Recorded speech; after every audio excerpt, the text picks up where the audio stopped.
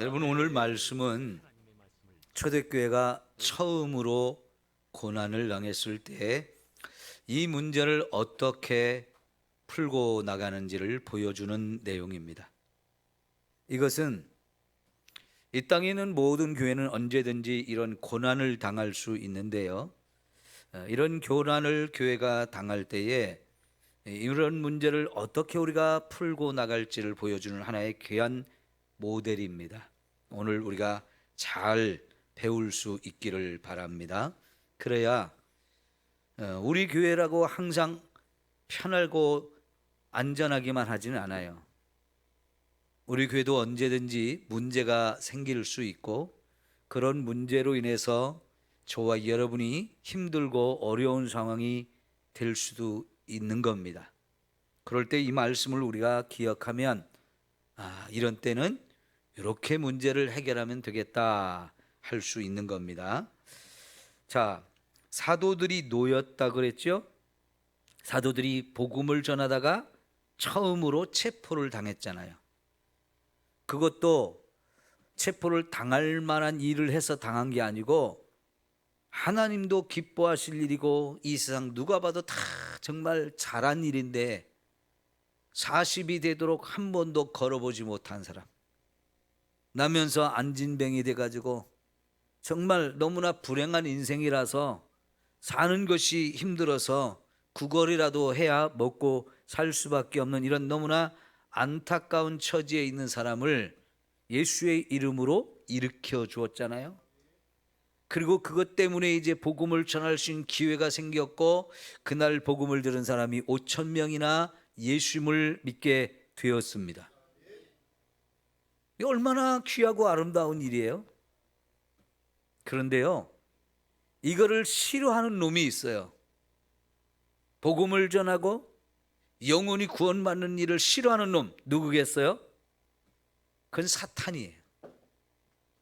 그 사탄이 그래서 이런 일을 못하게 하려고 그 당시 최고의 권력자인 대제사장과 또 장로들과 사내들인 공회원들 전부를 부르고 성전 맡은 자가 주동해가지고 베드로와 요한을 체포해서 가두었다가 그 다음날 아침 날이 새자마자 끌어내서 재판을 합니다. 근데 재판을 아무리 해도 이들을 벌 줄 만한 일이 없어요. 자기들이 봐도 명분도 없어요. 그래서 결국은 재판하다가 밖에 잠깐 나가 있으라고 자기들이 의논했는데, 야, 이거 우리가 오히려 이것 때문에 우리가 더 힘들 상황이도 되겠다, 이 판단이 돼가지고 놓아줄 수밖에 없는데, 그냥 놓아주지 말고 우리가 그래도 권위가 있잖아. 그러니까 이 권위를 가지고 위협해서 더 이상 예수의 이름도 전하지 말고 예수의 이름으로 어떤 일도 하지 말라고 강하게 엄포를 놨어요. 제재를 했습니다.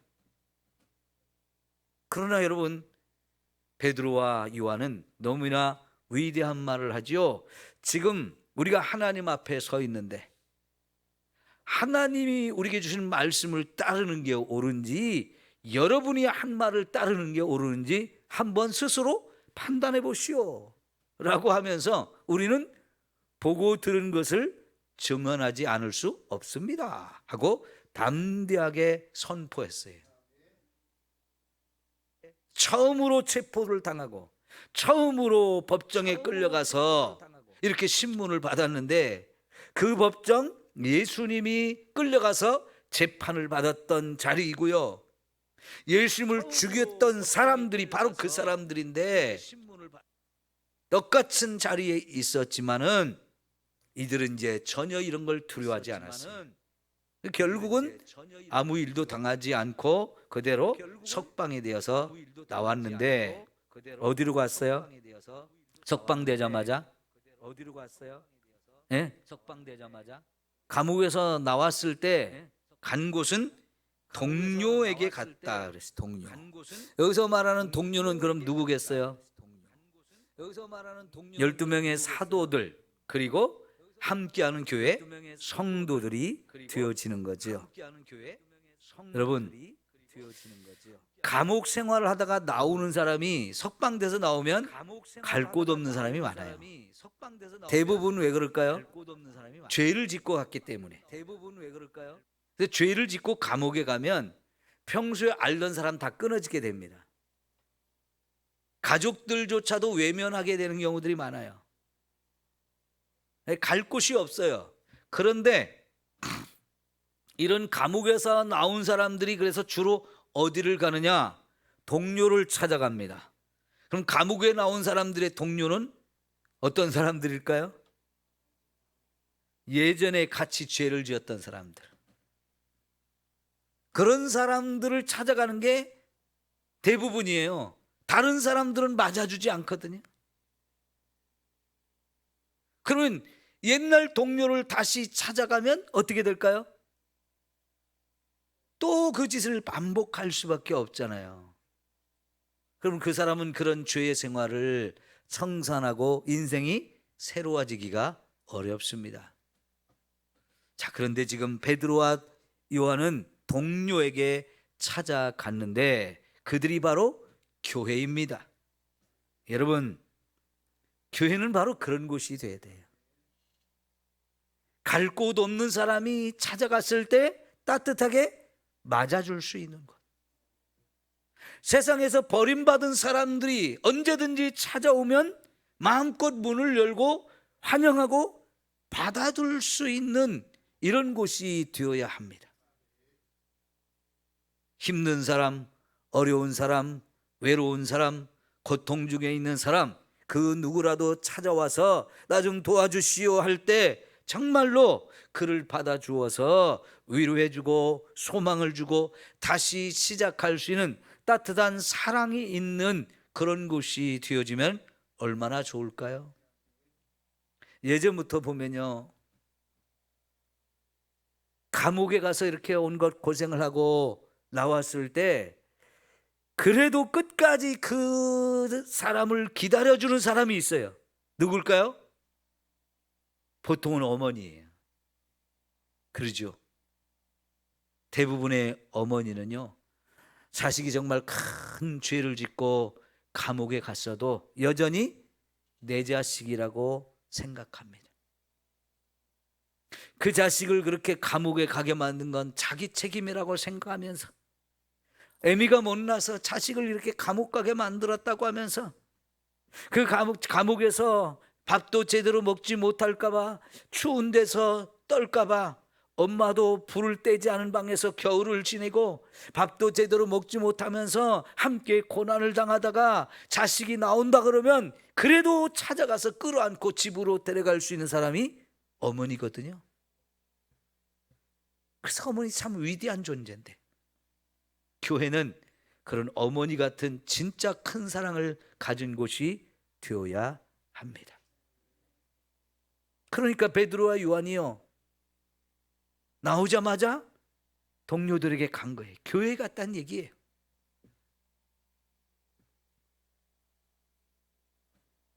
자, 그래서 교회 갔더니요, 그들을 배척했습니까? 맞아줬습니까? 맞아줬죠. 따뜻하게요. 그리고요, 자초지정을 다 들었어요. 끌려가서 있었던 상황들 얘기를 다 듣고 그들이 뭘 했을까요? 억울하다고, 도대체 죄도 없는 사람을 잡아가서 감옥에 가두고 재판을 하고 벌을 줄 게 없으니까 그냥 또 위협을 해가지고 예수 이름으로 전도 못하게 하고 그리고 석방했다니 이거 말이 되냐고 대무를 하면서 제사장한테 갔을까요? 요즘 같으면 이런 일 참 잘합니다. 그러죠? 요즘에는 사람들이 이런 일을 너무 잘해요. 정치하는 사람들한테 배워서 그런지 하긴 어디 가서 툭 하면 대무하는 일을 너무 잘해요. 아니면 야, 큰일 났다, 이제 우리 전도 못하게 하는데 이거 전도하면 큰일 나겠네, 너도 잡혀가고 나도 잡혀가고 전도하다가 더 큰일 당하겠네, 그러니까 우리 전도하지 맙시다, 이랬나요? 아니요. 그런 일을 하지 않았어요. 그러면 이런 이야기를 다 듣고 나서 교회는 어떻게 했습니까? 기도했습니다. 기도했어요. 자, 24절. 그들이 듣고 한 마음으로 하나님께 소리를 높여 이르되 그랬어요. 교회가 한 마음으로 하나님 앞에 모여서 소리 높여서 기도했다는 얘기예요.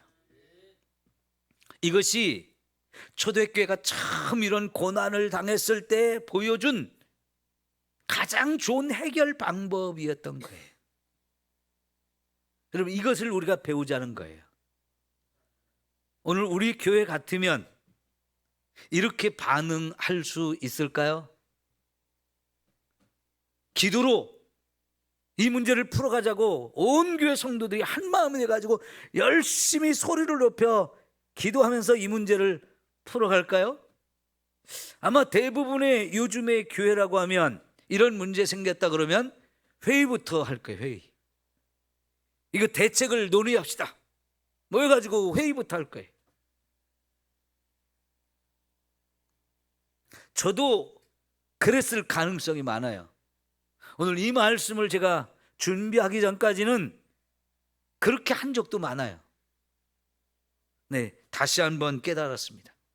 초대교회는 이런 어려움을 당하고 고난이 임했을 때 기가 막히게도 온 교회 성도들이 한 마음으로 소리 높여 기도하는 걸로 이 문제를 풀어갔다는 거죠. 오늘 이후에는 여러분, 우리 삼성교회가 이렇게 교회 어려움이 당할 때 같이 기도로 풀어갔으면 좋겠습니다. 이게 하나님이 말씀을 통해서 저와 여러분에게 보여주시는 귀한 해결의 방법이에요. 회의하면 어떻게 될까요? 회의하면 회의 속에서 하나 되기 참 쉽지 않아요. 그래도 우리 교회는 회의를 해도 싸우지 않는 교회라서 너무 감사해요. 그런데 여러분, 회의하면서 싸우는 교회 참 많습니다. 재직회를 하든 공동의회를 하든 당회를 하든 회의하다가 싸우는 교회 참 많아요. 저는 우리 장로님들도 회의하다가 서로 싸우지 않는 거 너무 감사해요. 장로님들이 두 패, 세 패로 갈라져서 회의만 하면 서로 싸우는 그런 교회들이 있어요.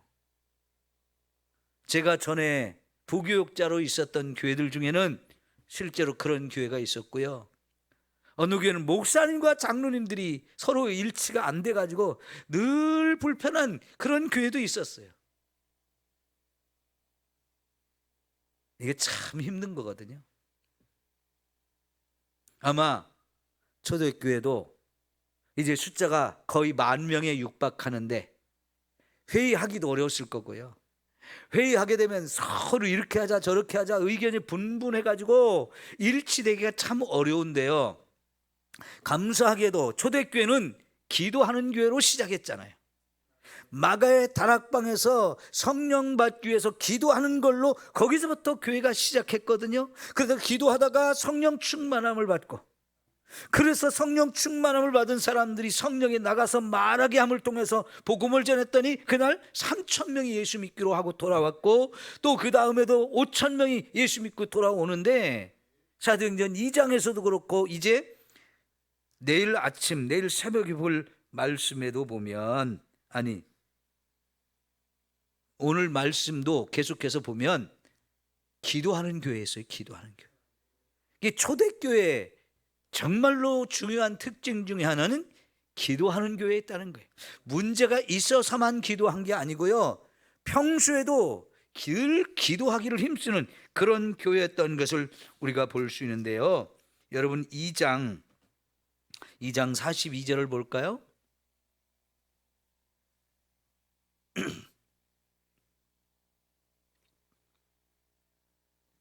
초대교회가 어떤 교회였는지를 처음으로 우리에게 가르쳐주는 내용이 2장 42절부터 나오는데, 거기 그들이 사도의 가르침을 받아 서로 교제하고 떡을 떼며 오로지 기도하기를 힘쓰니라 그랬어요. 이게 사도 첫 번째 초대교회에 처음 출발한 교회의 특징이었어요. 어떤 모습이었는지를 보여주는데 기도하기를 힘쓰는 교회였다는 거지요. 나중에 6장에 가서 7명의 집사들을 뽑았던 이유도 뭡니까? 사도들이 굳이 하는 일이 너무 커지다 보니까 그 일을 또 맡아서 하다가 결국은 기도하는 시간이 자꾸 줄어들고 또 말씀을 준비하고 말씀을 전파하는 이런 시간들이 자꾸 줄어들게 되니까 이거 안 되겠다 해가지고 우리는 말씀과 기도에 전념할 테니까 굳이 하는 일은 일꾼을 뽑아서 그들한테 좀 맡겼으면 좋겠습니다 하면서 말씀 전하는 일, 기도하는 일, 이거를 최우선 순위에 놓았잖아요. 이 초대교회는 정말 기도에 힘쓰는 교회다 보니까 어려운 문제가 처음 닥치자 그 문제도 기도하면서 풀어갔던 거예요. 여러분, 우리가 믿는 사람으로서 기도를 배우고 기도하기를 힘쓰는 것은 너무너무 중요한 일인데 이거는 한 사람 한 사람 모든 사람이 다 그렇게 해야 되는 거예요. 여러분, 각자가 기도하는 삶을 살아야 돼요. 특별히 초대교회는 모여서 기도하는 일을 참 많이 했어요. 그러니까 여러분, 교회가 기도한다고 할 때 각자가 자기의 삶의 현장에서도 늘 기도해야 되지만 함께 모여서 기도하기를 힘쓰는 거, 이게 정말 중요한 일이고 그 교회가 그런 일을 정말 힘써서 해야 한다는 거지요. 어떤 분들은 목사님, 저는 기도할 시간이 없어요. 바쁘고 피곤하고 힘들어서요. 그런 사람도 있죠. 근데 어떤 분이 말했어요. 바쁘기 때문에 기도해야 된다고요. 왜냐면요, 바쁘다는 얘기는 할 일이 많다는 거예요. 근데 그 할 일이 많은 거를 기도 안 하고 하면 그냥 내 힘, 내 능력으로만 하는 것이 되어져서 지치게 되어 있는 거고요. 어려움 당하게 되면 결국 그 사람도 내가 기도밖에 하는 방법이 없다 하면서 기도를 또 해야 되거든요. 그런데 그 바쁜 일, 그 많은 일 진짜 제대로 해나가고 쉽게 해나가려면 거기에 반드시 기도가 뒤따라야 한다는 거예요. 그러면 그 바쁜 일, 그 중요한 일들 더 잘할 수 있고요. 내 힘과 내 능력으로 되지 않고 하나님의 도우심으로 되어지기 때문에 그 일이 더 술술 잘 풀린다는 얘기죠. 그래서 바쁜 사람은 더 기도하라는 거예요. 기도하는 시간을 반드시 확보를 하라는 거예요. 바쁘기 때문에 기도할 시간 없어서 이걸 핑계거리로 삼지 말고 바쁠수록, 할 일이 많을수록 그럴수록 기도를 더 중요하게 생각하고 기도하면서 그 일을 해야 거기서 실수가 없고 거기서 막히지 않고 그 일이 어려움 당하지 않게, 그 일을 하다가 내가 지치고 쓰러지는 일이 되지 않도록 해야 한다는 거예요. 저도요, 제가 10시부터 12시까지 기도하는 시간을 밤에 갖는 것도 기도의 중요성을 더 깨닫기 때문에 그래요. 제 힘으로 하는 건 언제나 한계가 있기 때문에 그래요. 하나님 도와주세요. 하나님이 교회 주인이시니까 하나님이 교회를 이끌어 주세요. 저는 못하는 게 너무나 많고, 제가 무능한 게 많고 무기력한 게 많고 무지한 것이 많아서 제 힘으로는 할 수 없는 게 너무 많습니다. 하나님의 성령님이 이렇게 해주시고 저렇게 해주시고 나를 이끌어 주시고 나를 써달라고 늘 그 기도를 하거든요. 저라고 왜 그 시간이 졸리지 않겠습니까? 저라고 왜 그 시간이 더 자고 싶은 마음이 없겠습니까? 그 시간 얼마나 꿀잠을 자게 해요. 근데 졸린 거, 피곤한 거 참으면서 기도 시간을 지키려고 애를 써요. 그러니까 여러분이 신앙생활을 계속 이어가려면, 그리고 그러면서 더 큰 은혜를 속에서 신앙생활을 행복하게 하려면 반드시 기도와 함께 가십시오. 여러분의 삶에서 기도 없는 신앙생활 제대로 할 수가 없어요. 그거는 각자가 힘써야 되는 거지, 목사가 억지로 끌고 다니면서 시킬 수는 없잖아요. 아무리 오라고 해도, 기도의 자리에 오라고 해도 안 오면 그건 목사가 어떻게 할 수 없잖아요.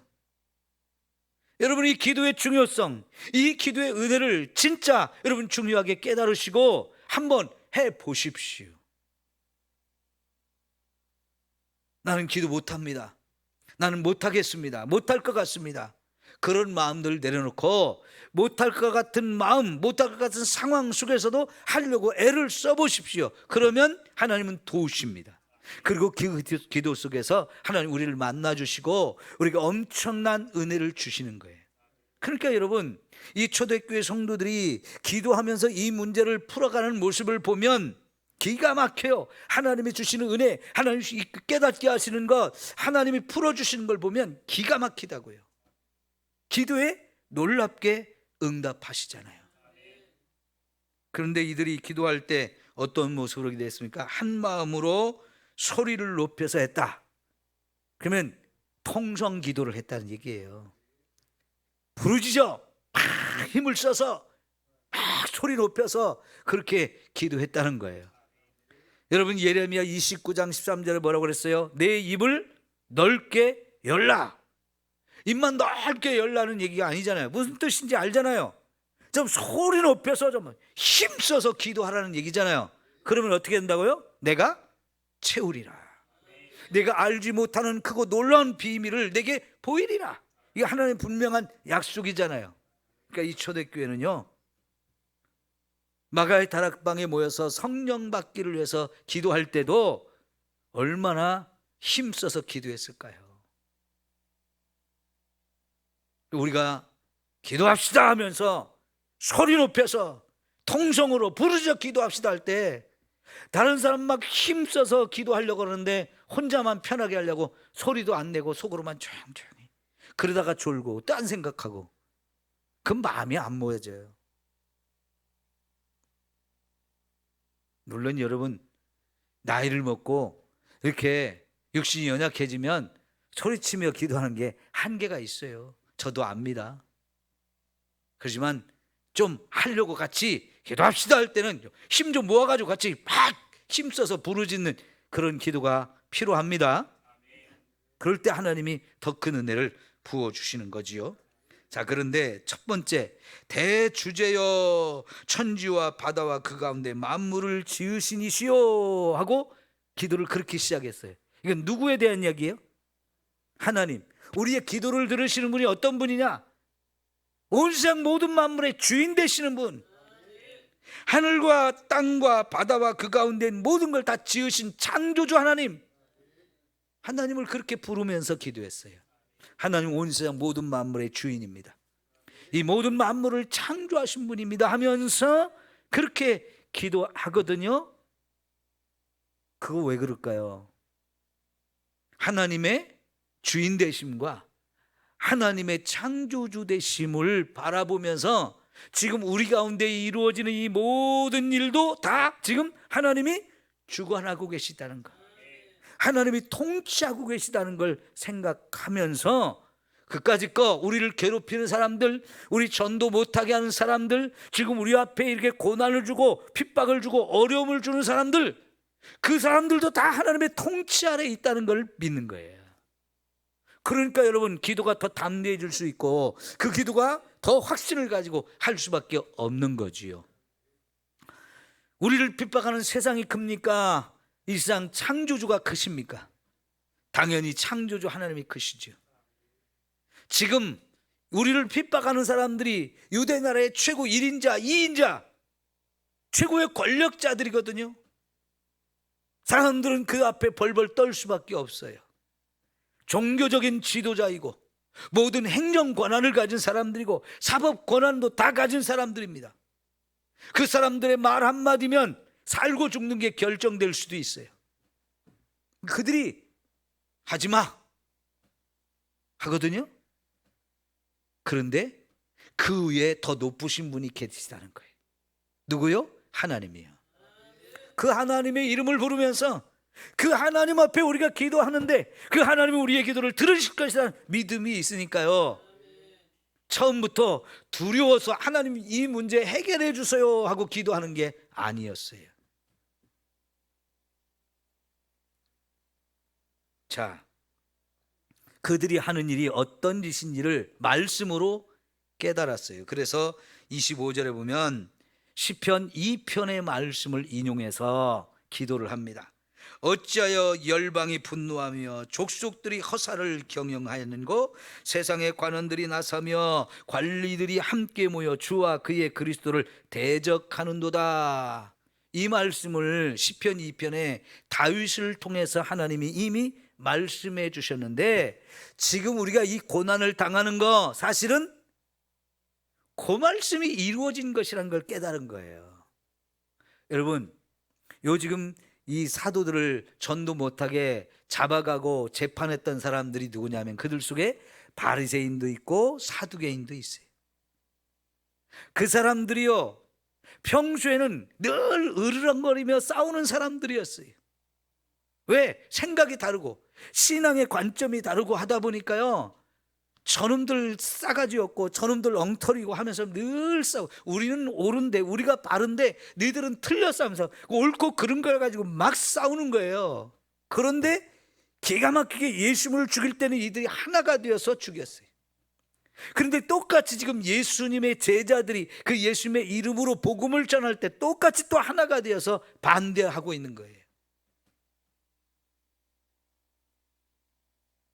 여러분, 세상은요, 그 뒤에 공중의 권세를 잡은 악한 영들이 지배를 하고 그들을 주관하기 때문에 평소에는 원수같이 으르렁거리던 사람들도 하나님을 대적하는 데는 또 하나가 돼요.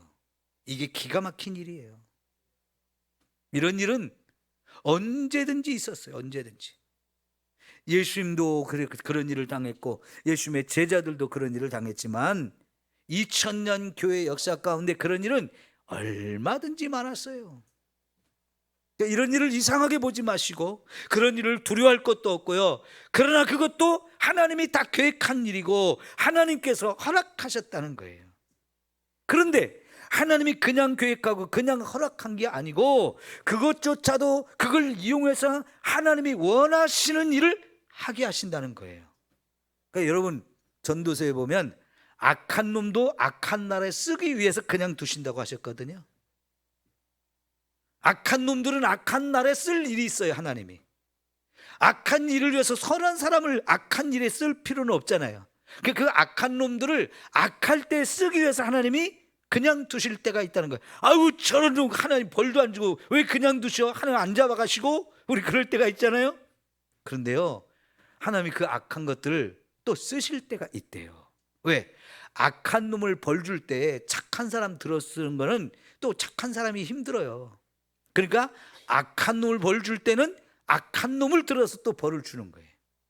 그런 것처럼요, 하나님이 이런 세상의 악인들, 그들이 하는 일을 통해서 하나님의 기가 막힌 일들을 이루어 가시더라는 거예요. 그러니까 여러분, 여기 28절 볼까요? 하나님이 권능과 뜻대로 이루려고 예정하신 그것을 행하려고 이 성에 모였나이다. 그러니까 시편 2편에 있는 그 말씀이 하나님이 예언의 말씀이었어요.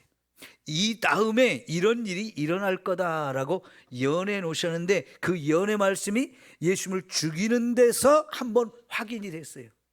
헤롯과 본디오 빌라도는 로마의 더 큰 권력을 얻기 위해서 평소에 원수했어요. 더 큰 힘을 자기가 가지려고, 더구나 유대 땅에서 이들이 함께 너는 이쪽 나는 이쪽을 다스리는 이런 관계였기 때문에 저 땅도 내가 다스려야 되는데 하면서 서로가 다스리는 땅을 넘보는 존재들이었기 때문에 원수였습니다. 그런데 예수님을 죽이는데 하나가 됐어요.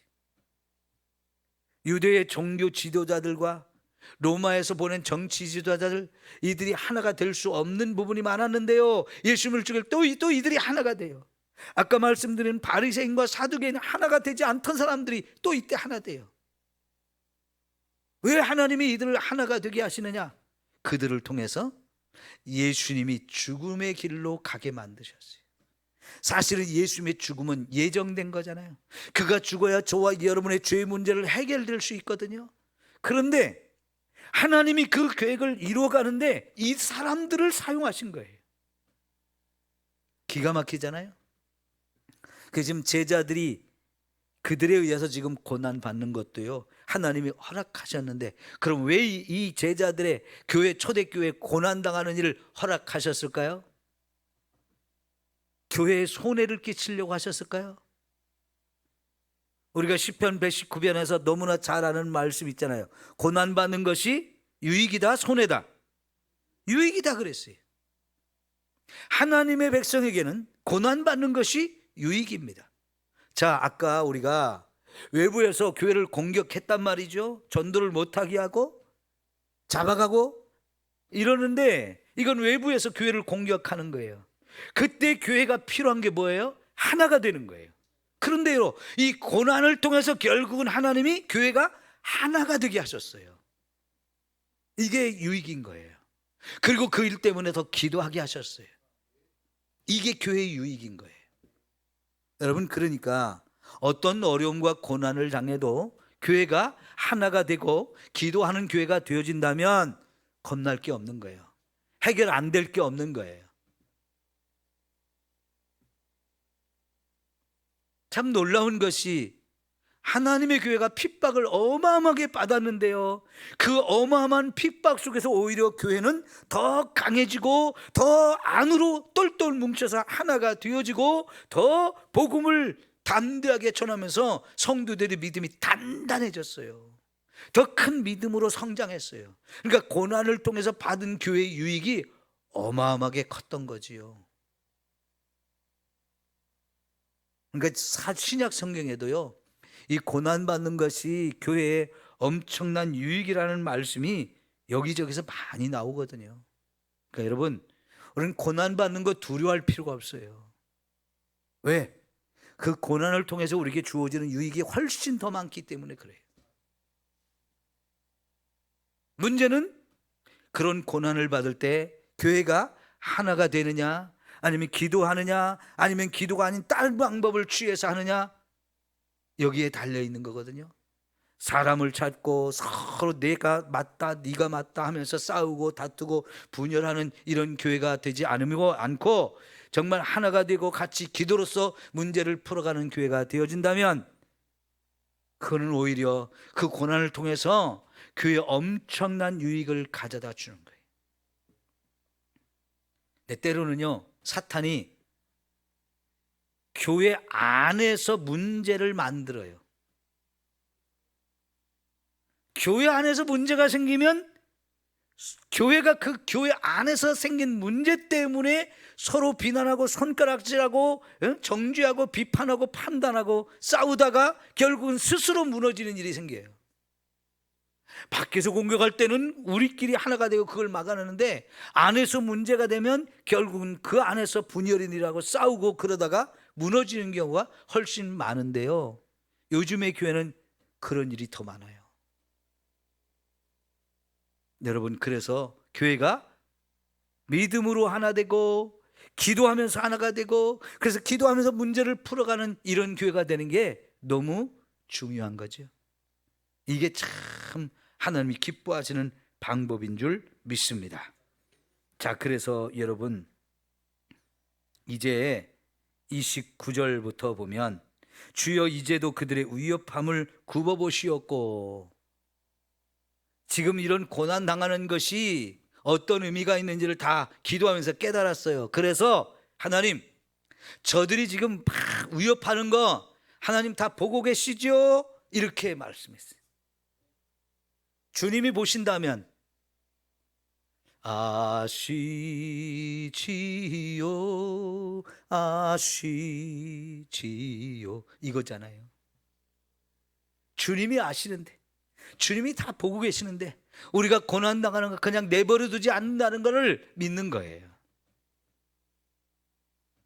기도하면 이런 믿음이 생기고요, 그래서 평안해지는 거예요. 아, 주님이 아시는데 우리가 더 이상 두려워할 것도 없고 우리가 염려할 것도 쫄 것도 없는 거예요. 아이고, 큰일 났다, 이거 어떻게 하지, 이럴 필요가 없는 거예요. 왜? 주님이 다 아시는데. 그분이 어떤 분이? 아까 온 세상의 주인, 온 세상의 창조주, 이 세상 모든 일을 하나님이 계획하신 대로 이끌어가면서 혹은 그걸 방해하는 사람들의 그런 악한 일들까지도 또 합력하여 선을 이루게 하셔서 하나님의 뜻을 이루어가게 하시는 분인데, 지금 하나님의 백성들이 저 사람들에 의해서 이렇게 고난당하는 거 모르는 분이 아니고 다 보고 계시다는 거예요. 하나님이 모르면 문제가 되지요. 그러나 하나님이 모르는 게 어디 있겠어요. 교회인데, 주님의 피로 값주고 사신 교회, 그 교회 성도들이 지금 이런 고난과 어려움을 당하는데 주님이 모르시는 게 없습니다. 주님 다 보고 계시지요. 그러면서 그 다음에 기도가 뭡니까? 또 종들로 하여금 담대히 하나님의 말씀을 전하게 하여 주옵소서. 여러분, 전하지 말라 그러는데 우린 더 전하겠다는 거예요. 이게 믿음이죠? 여러분, 꼭 이런 믿음을 가집시다. 전도해야 됩니다. 이들은 자기들의 사명이 뭔지를 아는 거예요. 우리가 해야 될 일이, 주님이 마지막으로 맡겨준 일이 뭔지, 그 사명이 전도라는 걸 너무나 확실하게 알고 있어요. 그래서 아무리 반대해도, 못하게 해도, 힘을 가진, 세상에 가장 큰 힘을 가진 사람들이 못하게 해도 우리는 하겠다는 거예요. 왜요? 그보다 더 중요한 일이 없으니까. 그보다 더 귀한 일이 없으니까요. 복음을 전해야 듣는 사람이 있고 들어야 믿음이 생길 거 아니에요. 믿음은 들음에서 난다 그랬잖아요. 누군가 전해주지 않으면 어떻게 들을 수 있겠느냐? 누군가 보내지 않았으면 그들이 가서 어떻게 전할 수 있겠느냐? 로마서 10장에서 기가 막힌 말씀을 하셨어요. 오늘 저와 여러분은 하나님에 의해서 세상으로 가서 복음을 전하라고 보냄받은 사람들입니다. 그런 사명을 우리 모두에게 다 주셨어요. 전도하기 싫어서 아멘을 안 하시는 거예요? 아니죠? 예, 여러분, 전도는 저와 여러분이 죽을 때까지 해야 될 일이에요. 아마 우리가 주님 앞에 이제 나중에 설 때 가장 많이 주님이 평가하실 부분이 그거예요. 얼마나 전도하고 왔느냐 하는 거예요. 전도는 사람을 교회로 데려오는 게 아니에요. 복음을 전하는 거예요. 여러분, 우리가 구원대회를 하면서 사람을 데려오자고 하고 있지만 그동안 전도했던 사람들을 이제 하나씩 하나씩 추수하자는 얘기고, 전도해가지고 꼭 데려와야 된다, 여러분 부담을 주는 거 아니에요. 전하십시오. 전하십시오. 그들이 듣든지 안 듣든지, 그들이 교회를 오든지 안 나오든지, 그거는 그들의 책임이고 저와 여러분의 책임은 전하는 거예요. 그러다 보면 하나님이 구원하기로 작정된 사람들 온단 말이에요. 오게 되어져 있어요. 하나님이 그 일을 기뻐하셔서 우리가 전도하면 하나님이 내가 전도하지 않았는데도 사람들을 보내주거든요.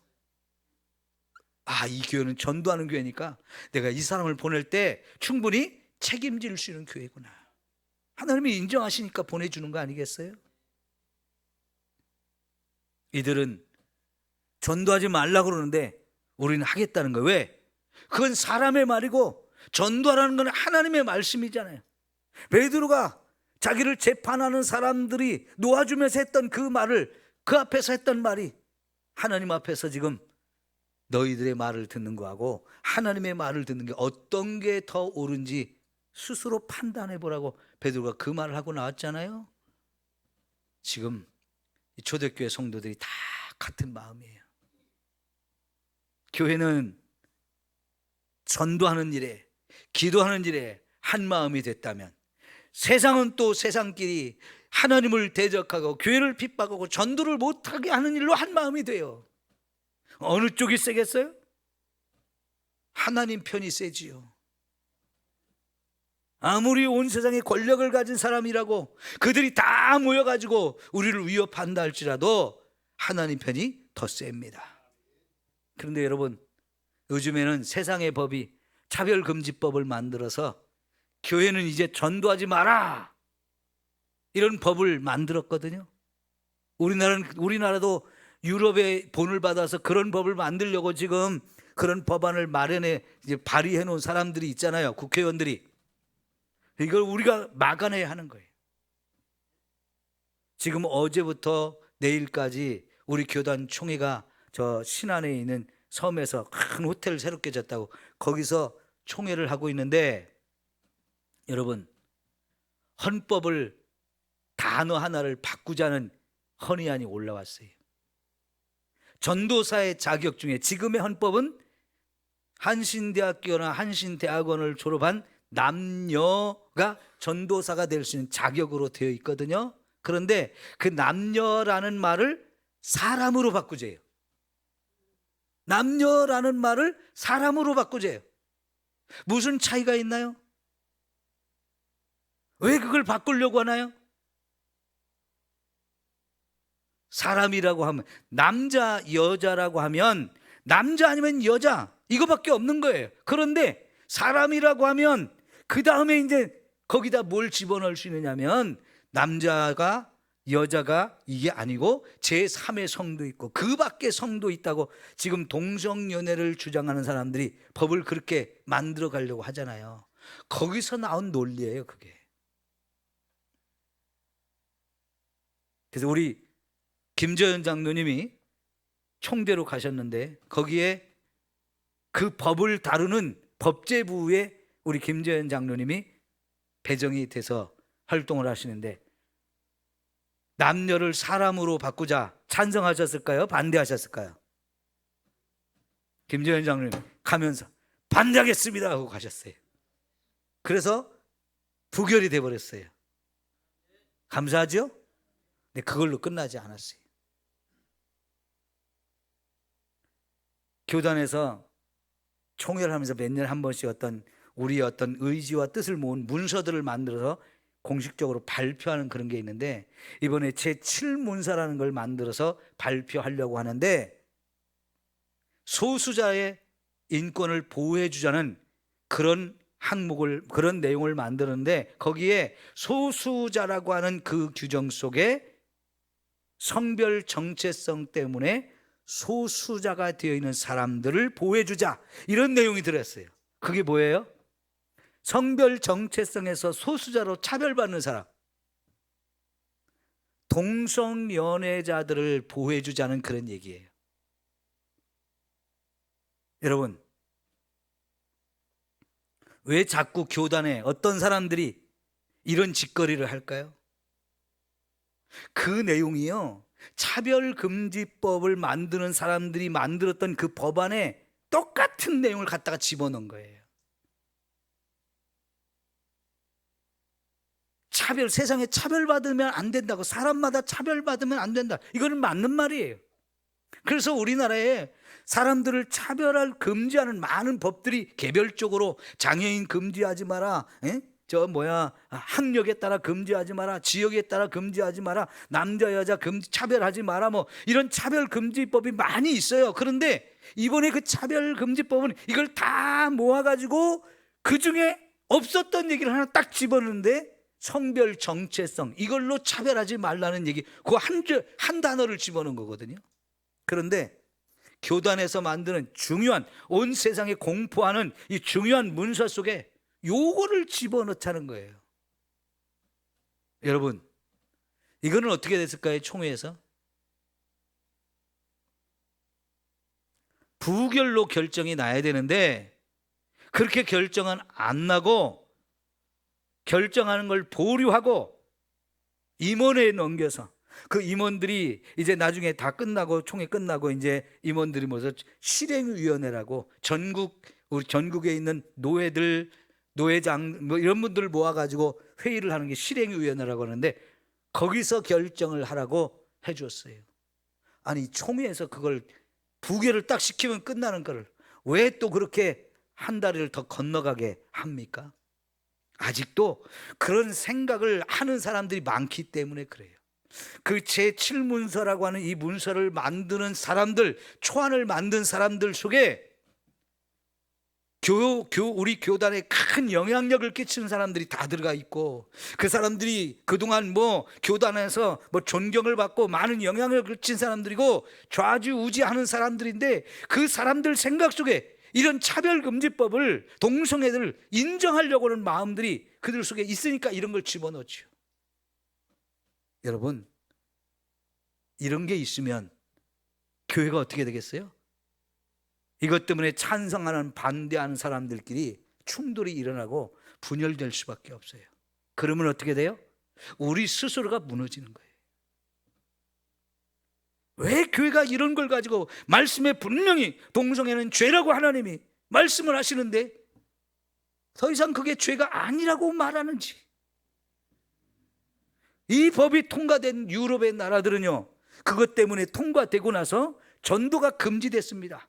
길거리에 나서 전도하면 이런 걸 사람들이 혐오감을 느낀다면서 전도하지 못하게 잡아다 가두고 벌금을 물리는 일들이 유럽에서는 벌어지니까 유럽의 교회는 이제 전도자가 없습니다. 미국의 교회에서는 이 법이 통과되니까 성경은, 이런 동성연애가 죄라고 써있는 이 성경은 사람을 차별하고 혐오감을 주는 책이니까 출판을 금지해야 됩니다. 이런 이야기들이 막 공공연하게 주장되고 있었어요. 그걸 주장하는, 그걸 인정하는 당이 민주당, 그걸 반대하는 당이 공화당.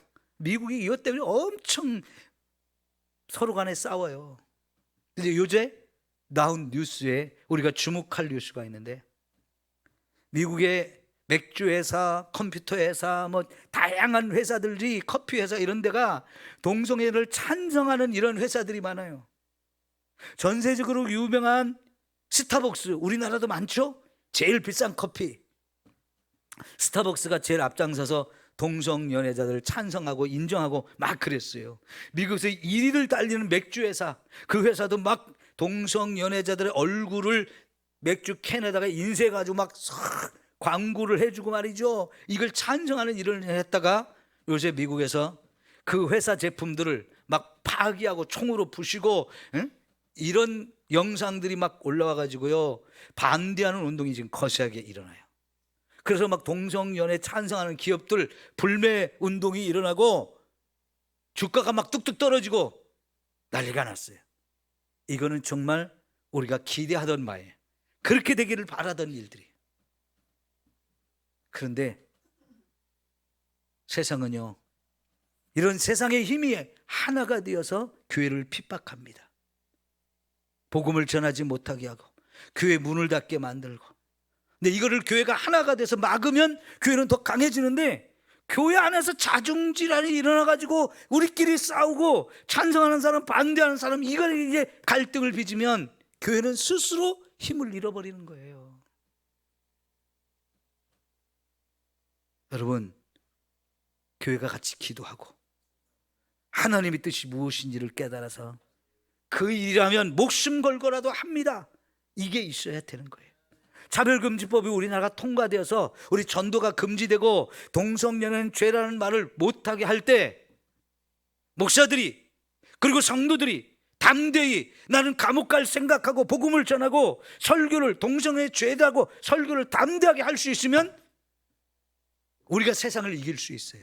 그런데 큰일 났다, 전도 못하게 하니까 하지 말아야지, 설교 못하니까 나 그런 설교 안 할래, 이러면서 스스로가 겁을 먹고 위축되면 어떻게 되겠어요?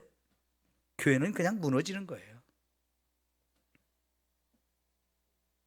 교회가 바로 서야 합니다.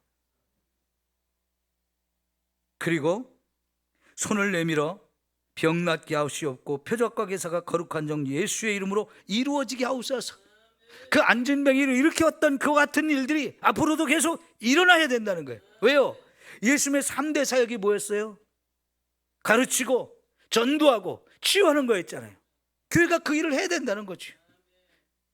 그것 때문에 어려움 당했는데 그런 일을 하지 마, 그런 일을 하다가 또 우리 위험해 이러면 안 되는 거지.